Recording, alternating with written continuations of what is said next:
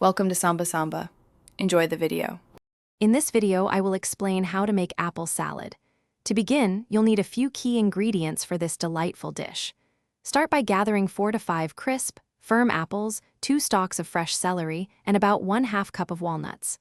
For the dressing, have on hand some good quality mayonnaise, fresh lemon juice, a touch of sugar, and a pinch of salt. Make sure everything is fresh and ready to go. Now, let's prepare those apples. First, thoroughly wash and core your 4 to 5 apples. There's no need to peel them, as the skin adds both color and nutrients. Next, dice the apples into uniform half-inch pieces. This size ensures a pleasant texture in every bite. Immediately toss the diced apples with 1 tablespoon of fresh lemon juice to prevent browning and keep them looking vibrant. The dressing is what truly brings this apple salad together. In a medium bowl, combine 1/2 cup of your favorite mayonnaise with 2 tablespoons of fresh lemon juice. This provides a lovely tang. Stir in 1 teaspoon of sugar to balance the flavors and a small pinch of salt.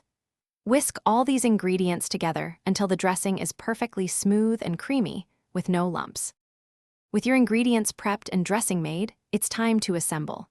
In a large bowl, gently combine the diced apples, the 2 stalks of finely chopped celery, and the 1/2 cup of walnuts.